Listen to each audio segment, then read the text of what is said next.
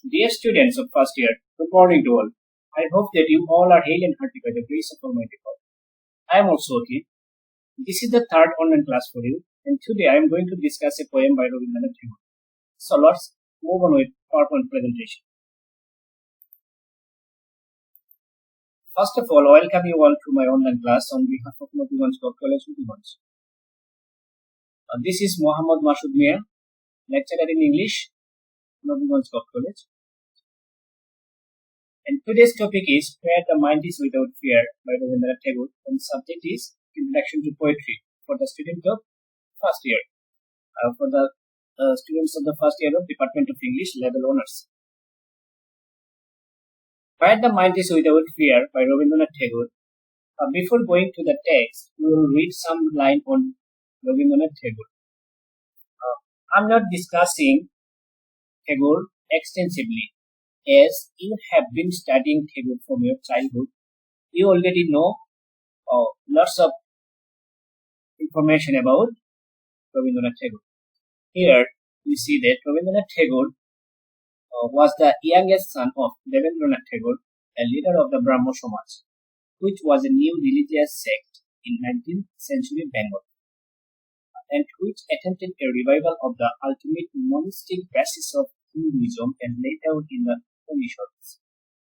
He was educated at home, and although at 17 he was sent to England for formal schooling, he did not finish his studies there. In his mature years, in addition to his many-sided literary activities, he managed two family estates, a project which brought him into close touch with common humanity and increased his interest in social reforms. He also started an experimental school at Shantiniketan, where he tried his Upanishadic ideals of education. Tagore had early success as a writer in his native Bengal. With his translation of some of his poems, became rapidly known in the West. Although Tagore wrote successfully in all literary genres, he was first of all a poet.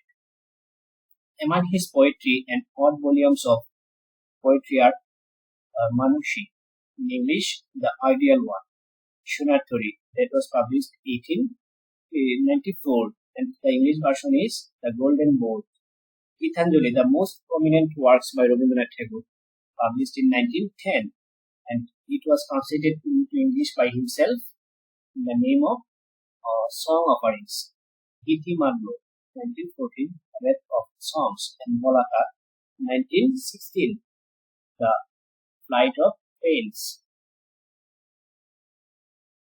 Now we'll see the text. We'll read the text, English text. Where the mind is without fear, and the head is held high, where knowledge is free, where the world has not been broken up into fragments by narrow domestic walls, where words come out from the depth of truth, where tireless striving stretches its arms towards perfection, where the clear streams of reason has not lost its way into the dreary deserts and the bad habit, where the mind is led forward by thee, into the widening thought and action, into that heaven of freedom, my father let my country go up. Now we will see the Bangla translation also, the Bangla text also. Chitta Jata Boishunno. In English, where the mind is without fear. Chitta means mind.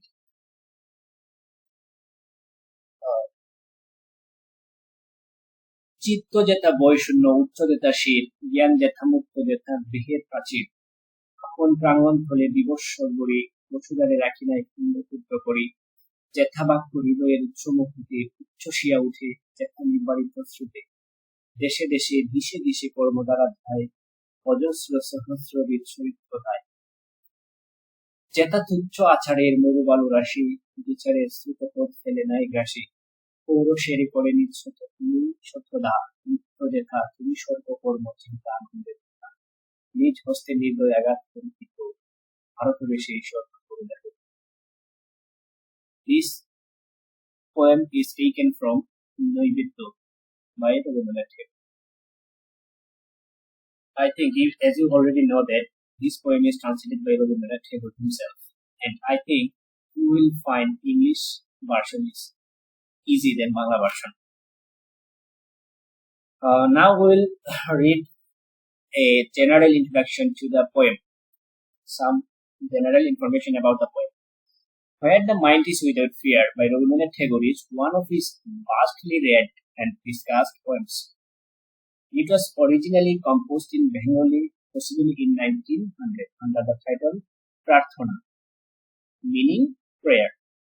It appeared in the volume called Noidetto in 1901.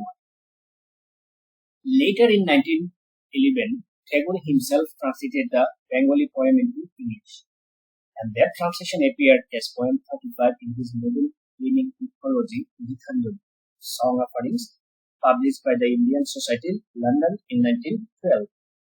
So, when the poem was written, the India was under the British rule, and people were eagerly waiting to get their freedom from the British rule. The poem is written in the form of a prayer to the God, the Almighty, for a true freedom for his country. And thus Tagore reveals his own concept of freedom throughout the poem, where the mind is without fear. Now we will go for line by line explanation of the poem.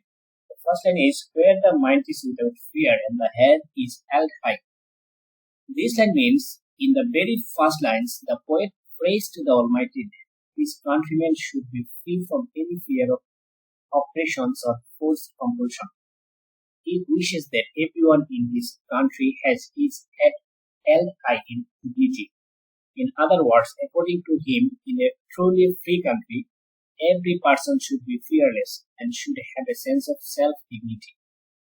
In the next line, where knowledge is free, that means in the second line of where the mind is without fear, the poet dreams of a nation where knowledge would be free. Education should not be restricted to the upper class only, but everybody should be allowed to acquire knowledge.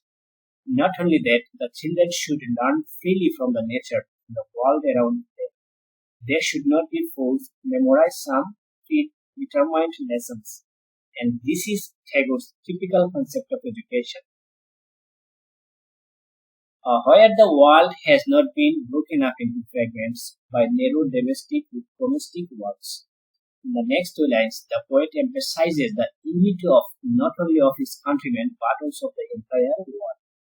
He thinks there should be no division among people based on the class, creed, color, religions, or other baseless superstitions. In other words, prejudices and superstition should not be divide the people in groups and break their unity. Next, where words come out from the depth of truth. In line 5 of Where the Mind is Without Fear, Tagore wants a nation where people are truthful. They should not be superficial, and words come out from the depth of their hearts. Next, where tireless striving stretches its arms towards perfection. In the 6th line of the poet wants everyone to work hard to reach their goal, in the long run to reach perfection. He thinks they should not be tired by working. People should not be lazy and ignoring their work.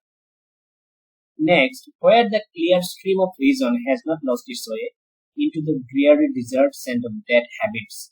In line 7, the poet compares reason or logical thinking to a clear stream, and in the next line compares dead habits or superstitious belief to a dreary desert.